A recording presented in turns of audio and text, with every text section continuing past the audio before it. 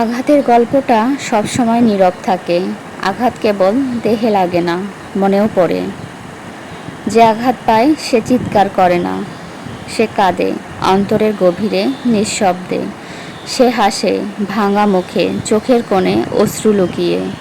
সে ভালোবাসে ভাঙা হৃদয় নিয়েও, কারো না বলা ভালোবাসার খাতিরে। আর যে আঘাত দেয় সে তো জানেই না তার ফেলে যাওয়া একটা কথা, একটা অবহেলা, একটা ভুল বোঝা কাউকে ভিতর থেকে কতটা ভেঙে দেয় সে বোঝেই না। তার কারণেই কেউ রাত জেগে কান্নায় ভাসে, নিজেকে দোষী ভাবে, নিজের অস্তিত্বকেই প্রশ্ন করে। সবচেয়ে কষ্টের ব্যাপার হলো যে কষ্ট পায় তার যন্ত্রণা চিৎকার করে বলার অধিকারটাও অনেক সময় থাকে না। আর যে কষ্ট দেয় সে নিজের অজান্তেই নিজেকে নির্দোষ ভাবতে থাকে। আঘাত দেওয়া মানুষটা নিজের মতো করে বাঁচে, হাসে, চলে যায়। আর যে আঘাতটা সহ্য করে সে প্রতিটা মুহূর্তে নিজেকে জোড়া লাগাতে চেষ্টা করে।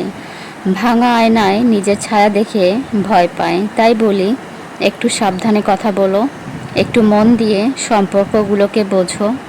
কারণ কেউ হয়তো তোমার একটুখানি অবহেলায় নিঃশেষ হয়ে যাচ্ছে, আর তুমি জানতেও পারছো না।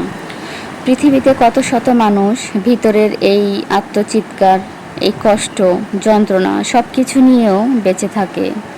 শুধু নিজেকেই নিজে দোষী ভাবে যে কি করলাম, কেন এমন হলো। তাহলে কি আমি দোষী? এমনটাই কিন্তু সবসময় ভাবতে শুরু করে। আর যে আঘাত দেয় তার কিন্তু এত কিছু মাথায় থাকে না।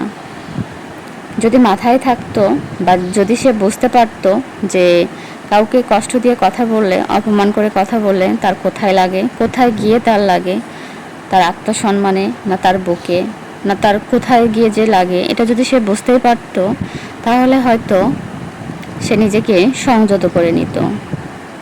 কিন্তু এমনটা তো হয় না। এই পৃথিবীতে দুই শ্রেণীর মানুষ আছে। এক শ্রেণীর মানুষ শুধু বলেই যায়, আর আরেক শ্রেণীর মানুষ শুধু শুনেই যায়। আর যখন সে বলার চেষ্টা করে তাকে থামিয়ে দেয়া হয়, তার কথা শুনতেই কেউ চায় না। যখন কেউ শুনতে চায় না তখন সে নিজেকেই নিজে দোষী ভাবতে শুরু করে যে হয়তো আমি দোষী, তাই হয়তো এমনটা হয়েছে। ভাঙা হৃদয় নিয়েও সে ভালোবাসার খাতিরে আঘাত পেয়ে যায়, কারণ তার বলার মতো তখন কিছুই থাকে না। তাই আমরা মানুষরা সবাই যদি একটু সাবধানে কথা বলি, একটু মন দিয়ে সম্পর্কগুলোকে যদি একটু বোঝার চেষ্টা করি, কারণ কেউ হয়তো আমাদের এই কথার জন্য করে অপমানে নিঃশেষ হয়ে যাচ্ছে, আমরা কেন তা হতে দিব? তাই সাবধানে কথা বলব।